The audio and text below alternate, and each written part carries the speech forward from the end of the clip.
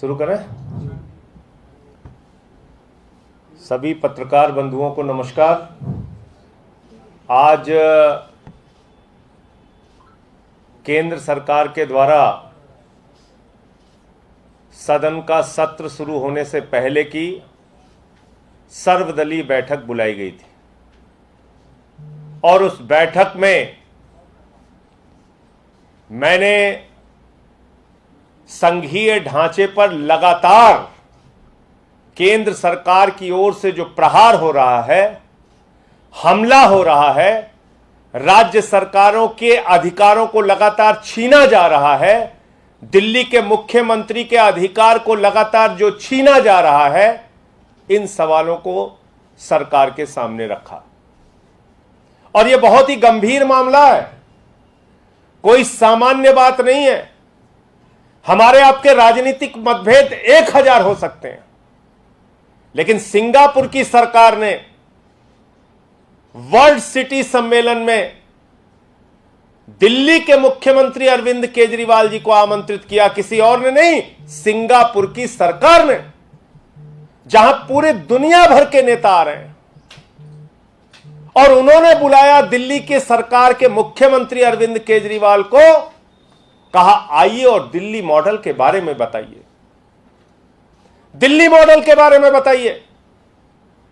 वो दिल्ली मॉडल जिसको संयुक्त राष्ट्र संघ के पूर्व महासचिव बान की मून जी देखने आते हैं, वो दिल्ली मॉडल, जिस दिल्ली मॉडल को नॉर्वे के पूर्व प्रधानमंत्री देखने आते हैं, वो दिल्ली मॉडल जिसको देखने के लिए दुनिया के सबसे विकसित देश अमेरिका के राष्ट्रपति की पत्नी आती है, उस दिल्ली मॉडल को जानने और सुनने के लिए सिंगापुर की सरकार ने अरविंद केजरीवाल को बुलाया और कहा कि मुख्यमंत्री जी आइए और दुनिया के मंच पर दिल्ली मॉडल के बारे में बताइए। इस बात की तो प्रसन्नता होनी चाहिए थी प्रधानमंत्री जी को, इस बात की तो खुशी होनी चाहिए थी भारत की सरकार को कि कम से कम हिंदुस्तान में एक सरकार तो ऐसी है जिसको अंतर्राष्ट्रीय मंच पर आमंत्रित किया जा रहा है, सिंगापुर बुलाया जा रहा है। लेकिन बजाय इसके अरविंद केजरीवाल से डरने वाले नरेंद्र मोदी जी, अरविंद केजरीवाल के दिल्ली मॉडल से डरने वाले नरेंद्र मोदी जी ने अरविंद केजरीवाल को यात्रा की अनुमति नहीं दी। क्यों नहीं दी? क्योंकि उनका एक फर्जी मॉडल है नरेंद्र मोदी जी का, जिसका कष्ट पूरा देश भोग रहा है, महंगाई के रूप में, बेरोजगारी के रूप में। उनका एक फर्जी मॉडल है गुजरात का, जहां बाढ़ के कारण पूरा का पूरा गुजरात आज त्राही त्राही कर रहा है, हाईवे की सड़कें टूटी पड़ी हुई हैं। एक फर्जी मॉडल है नरेंद्र मोदी जी का, और उस फर्जी मॉडल के खिलाफ अरविंद केजरीवाल का एक असली सच्चा जनता के लिए काम करने वाला मॉडल है। यह नकली बनाम असली का खेल है। नकली दिखाकर देश की जनता को मूर्ख बनाने का जो डमरू बजा रहे हैं नरेंद्र मोदी जी, यह अंतरराष्ट्रीय मंचों पर इसका खुलासा न हो जाए, इसलिए अरविंद केजरीवाल से डर लगता है, अरविंद केजरीवाल के मॉडल से डर लगता है, और इसलिए अरविंद केजरीवाल को यात्रा की अनुमति नहीं दी जा रही। एक निर्वाचित और 3 बार के निर्वाचित मुख्यमंत्री को, 1-2 बार नहीं, 3 बार के निर्वाचित मुख्यमंत्री, जिन्होंने 1.25 महीने से अर्जी दे रखी है कि मुझे सिंगापुर में जाके अंतर्राष्ट्रीय मंच पे दिल्ली मॉडल के बारे में बताना है, मुझे कृपा करके अनुमति दे दीजिए। प्रधानमंत्री जी, आप शायद याद नहीं कर रहे होंगे या भूल गए होंगे, आपको याद नहीं होगा, आप अमेरिका जा रहे थे, आपको अमेरिका का वीजा नहीं मिला, पूरे दिन रात आप रोया करते थे, और तब पूरे देश ने इसकी आलोचना की कि एक निर्वाचित मुख्यमंत्री को कम से कम वीजा तो मिलना चाहिए। और आप वही काम केजरीवाल जी के साथ कर रहे हैं। उनको सिंगापुर जाने की अनुमति नहीं दे रहे हैं, क्यों डरते हो आप केजरीवाल से? क्यों डरते हो केजरीवाल के मॉडल से? क्यों डरते हो आप अरविंद केजरीवाल अंतर्राष्ट्रीय मंच पे जाके दिल्ली के शिक्षा के बारे में, स्वास्थ्य के बारे में, बिजली के बारे में, पानी के बारे में, माताओं बहनों की फ्री बस की यात्रा के बारे में बताएंगे? क्यों डर लगता है आपको? आप इतना डरते हैं कि हर रैलियों में आजकल एक ही प्रलाप कर रहे हैं, फ्री रेवड़ी, फ्री रेवड़ी, फ्री रेवड़ी। अरे चिंता मत कीजिए मोदी जी, रेवड़ी क्या होती है अभी मैं बता रहा हूं आपको। रेवड़ी आपने कैसे बांटी है ये मैं आपको बता रहा हूं। और ये रेवड़ी बांटी है आपने अपने मित्र अडानी जी को। 72,000 करोड़ रुपए का लोन माफ करके आपने अपने मित्र अडानी जी को रेवड़ी बांटी है। 72,000 करोड़ रुपए का लोन माफ करके 72,000 करोड़ का लोन माफ करके आपने अपने मित्र अडानी को एक रेवड़ी बांटी। उसके बाद आपने एक आरटीआई के जरिए आपकी सरकार ने जानकारी दी है, मेरी जानकारी नहीं है, ये एक शख्स है, उन्होंने सरकार से पूछा, जिनका नाम है प्रफुल्ल सारदा जी। प्रफुल्ल सारदा जी ने पूछा कि भाई आपकी सरकार ने कितने लोगों का लोन माफ किया है? तो भारत की सरकार ने बताया, नरेंद्र मोदी जी की सरकार ने बताया, आप फिगर सुनेंगे चौंक जाएंगे, 11 लाख करोड़ रुपए का लोन माफ किया है। 11 लाख करोड़ रुपए का लोन माफ किया है। देश को तबाह कर दिया, दिवालिया कर दिया है, बैंकों को खाली कर दिया। तो अपने पूंजीपति मित्र अडानी जैसे मित्रों को आप रेवड़ी बांट रहे हैं प्रधानमंत्री जी, पूरा देश आपको देख रहा है। 11 लाख करोड़ रुपए की रेवड़ी आपने बांट दी। आपको नौजवानों को रोजगार देना होता है तो आप कहते हैं पैसा नहीं है, महंगाई कम करनी होती है तो कहते हैं पैसा नहीं है, पेट्रोल डीजल का दाम कम करना है तो कहते हैं पैसा नहीं है, गैस के सिलेंडर का दाम कम करना है तो कहते हैं पैसा नहीं है। लेकिन अपने पूंजीपति मित्रों का 11 लाख करोड़ रुपए का लोन माफ कर दिया। यह बैंकों में किसका पैसा जमा है? कर्मचारी का है, आम आदमी का है, नौजवान का है, किसान का है, मजदूर का है, माताओं बहनों का है, छोटे व्यापारियों का है। और वो पैसा निकाल निकाल के अडानी जैसे चंद पूंजीपतियों को आप बांट रहे हैं। और जब वो कर्जा चुका नहीं पाते तो आप माफ कर देते हैं। 11 लाख करोड़ रुपए माफ कर दिया आपने। ये है रेवड़ी जो आपने अपने पूंजीपति मित्रों को बांटा है। और ये मैं नहीं कह रहा हूं, आपकी सरकार ने बताया, बाद में मत कहिएगा संजय सिंह ने आरोप लगाया था। आपकी सरकार ने बताया, आरटीआई की जानकारी के जरिए बताया। और मैं बताता हूं रेवड़ी क्या है। एक कंपनी है DHFL, ये कंपनी है DHFL जिसने बैंकों से 34,000 करोड़ रुपए का लोन लिया। वो फिगर बाद में और निकल के आया, कुछ उसमें और बढ़ा है, 42,000 करोड़ रुपए का फिगर आया है। 17 बैंकों से पैसा लिया DHFL ने, 17 बैंकों से पैसा लिया, 34,000 करोड़ रुपए बैंक को कंगाल कर दिया, बैंक को खाली कर दिया DHFL ने। और बाद में जब उसकी पड़ताल की गई कि भाई ये DHFL कौन है, ईडी ने इस पे कोई कार्रवाई क्यों नहीं की, सीबीआई ने इस पे कोई कार्रवाई क्यों नहीं की, तो पता चला ये तो भाजपा वालों के दोस्त हैं। 27 करोड़ रुपए चंदा दिया है भारतीय जनता पार्टी को। देश की सबसे बड़ी पार्टी, दुनिया की सबसे बड़ी पार्टी का दावा करने वाली, अपने आप को दावा करने वाली भारतीय जनता पार्टी को DHFL ने 27 करोड़ रुपए का चंदा दिया है। और उसके बदले में नरेंद्र मोदी जी की सरकार ने 34,000 करोड़ रुपए बैंकों का लुटवा दिया। इस कंपनी से कहा डाका डाल के लूट लो, लुटवा दिया 17 बैंकों का। तो नरेंद्र मोदी जी, इसको कहते हैं रेवड़ी, इसको कहते हैं लेन देन, इसको कहते हैं एक हाथ ले दूसरे हाथ दे। एक हाथ से 27 करोड़ का चंदा लिया भाजपाइयों ने और दूसरे हाथ से कहा बैंकों को लूट डालो, 34,000 करोड़ रुपए लूट लिया। और रेवड़ी बताता हूं, अडानी, इनको तो आपने देखा होगा, किसी भी एयरपोर्ट पे जाइए, पहले लिखा रहता था भारत सरकार का एयरपोर्ट, अब लिखा रहता है अडानी का एयरपोर्ट। लखनऊ में उतरिए अडानी का एयरपोर्ट, किसी भी एयरपोर्ट में उतरिए अडानी का एयरपोर्ट। पिछले दिनों जयपुर गया अडानी का एयरपोर्ट, जोधपुर गया अडानी का एयरपोर्ट। तो ये अडानी को एयरपोर्ट दिया नरेंद्र मोदी जी ने, औने पौने दामों में एयरपोर्ट की महंगी जमीनें दे डाली। सुनिए किसको रेवड़ी, इस देश की जनता को पता चलना चाहिए किसको रेवड़ी बांट रहे हैं मोदी जी।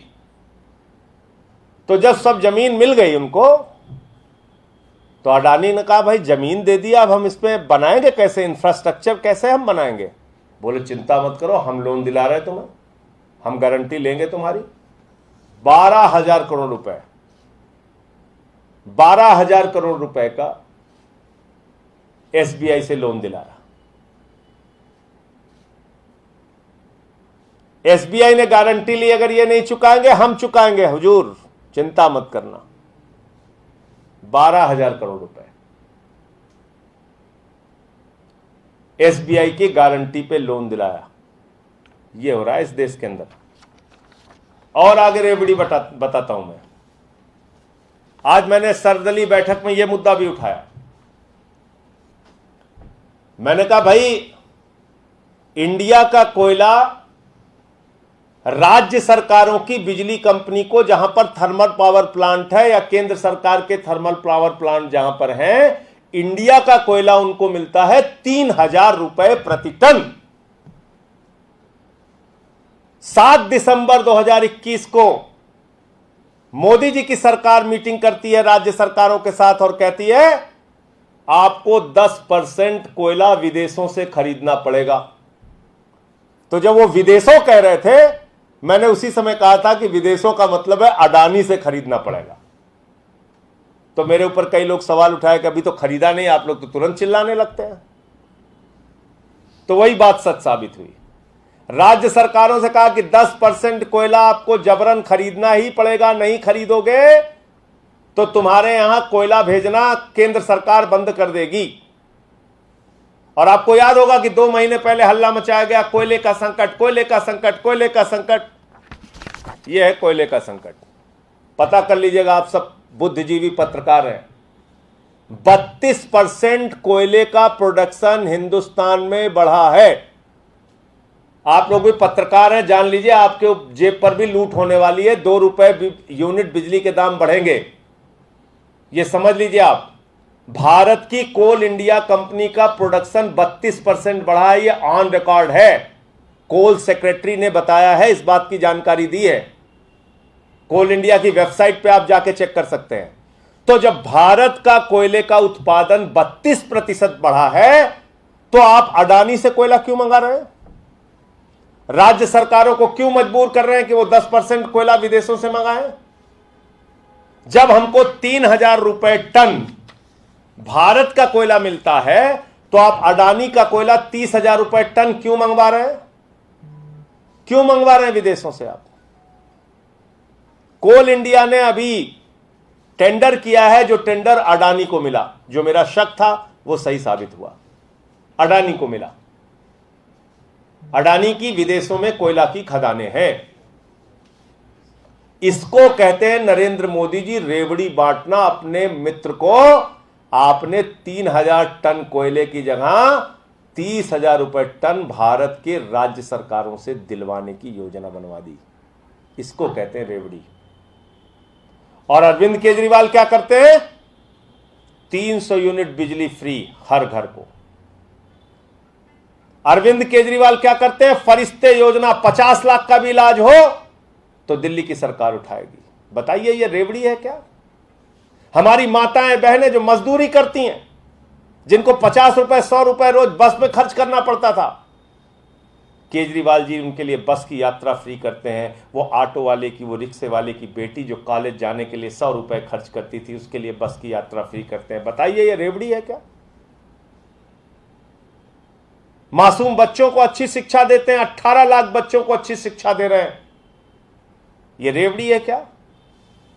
मुफ्त में दवाएं दे रहे हैं, इलाज करा रहे हैं, पानी मुफ्त में दे रहे हैं, ये रेवड़ी है क्या? ये आम इंसान की जरूरत है। तो नरेंद्र मोदी जी, अगर रेवड़ी से इतनी परेशानी है तो अपने सारे सांसदों को जो 5000 यूनिट बिजली मुफ्त मिलती है उसको बंद कराइए।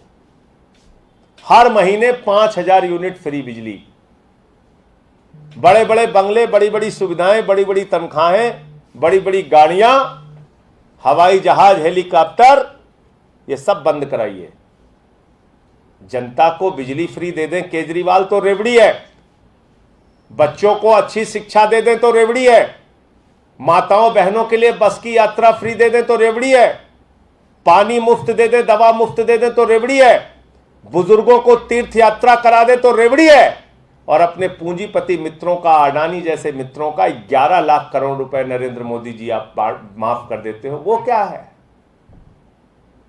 बताइए वो क्या है? हम पूछना चाहते हैं आपसे, वो बताइए देश को कि क्या है। डीएचएफएल से 27 करोड़ चंदा लेके 34,000 करोड़ रुपए देश का लुटवा देते हैं, वो क्या है?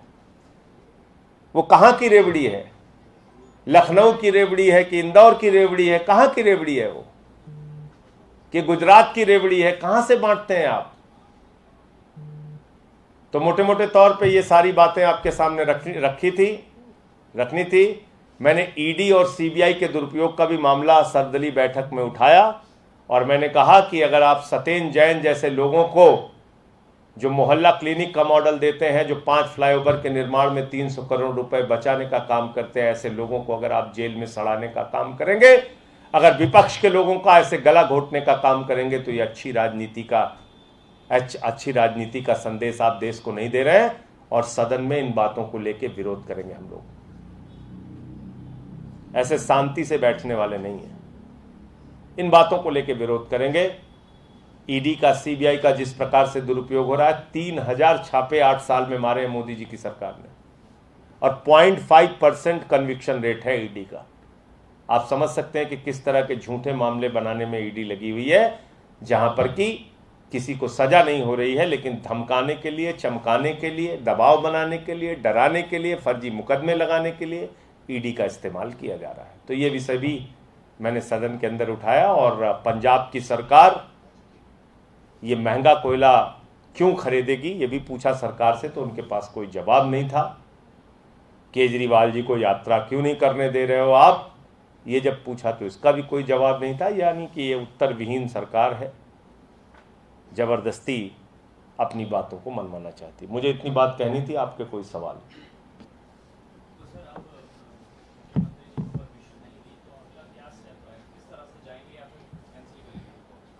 नहीं, कल से सदन चल रहा है, कल से इस मुद्दे को देश की संसद में भी उठाएंगे। और इस प्रकार की तानाशाही तो नहीं हो सकती कि आप एक 3 बार के निर्वाचित मुख्यमंत्री को सरकारी बुलावे पे ना जाने दें। सिंगापुर की सरकार उनको बुला रही है, उस बुलावे पे आप ना जाने दें। इस प्रकार की दादागिरी का आचरण तो कतई हम लोग बर्दाश्त नहीं करेंगे और अपना पूरा विरोध दर्ज कराएंगे इसमें। मैंने आपको कहा ना कि एक नकली मॉडल है नरेंद्र मोदी का, एक असली मॉडल है केजरीवाल का। तो ये लड़ाई नकली बनाम असली की है। तो मोदी जी को केजरीवाल के मॉडल से डर लगता है, केजरीवाल से डर लगता है, इसलिए वो नहीं चाहते कि अंतर्राष्ट्रीय मंचों पर इसकी चर्चा हो, इसलिए रोक लगा रहे हैं।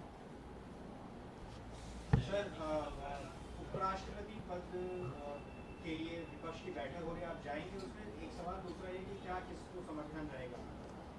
देखिए, जैसे राष्ट्रपति के चुनाव में आप लोगों की एक हर प्रेस कॉन्फ्रेंस में एक सवाल होता था कि किसको करेंगे, किसको करेंगे, और अंत में पार्टी ने निर्णय लिया।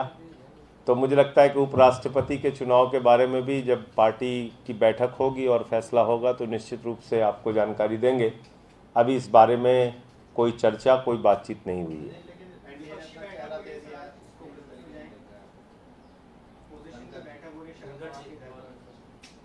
नहीं, उस बैठक में हम लोग नहीं शामिल हो रहे हैं। और रहा सवाल जिसको उन्होंने बनाया है कैंडिडेट एनडीए ने, उनका तो लगातार विवाद चल रहा है टीएमसी के साथ। तो एक राज्यपाल के तौर पे उनकी अपनी भूमिका कई सवालों के घेरे में रही है।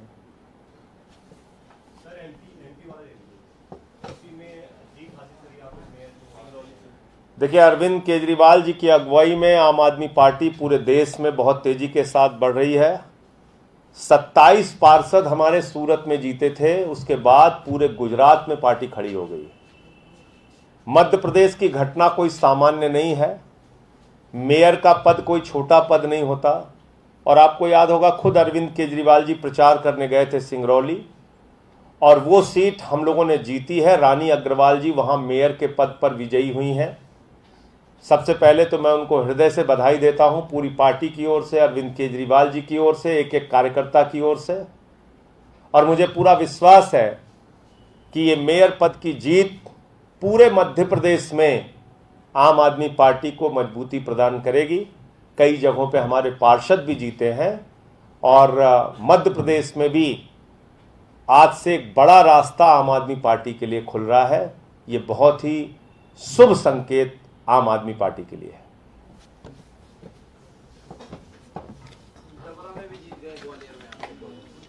दो जीत गए।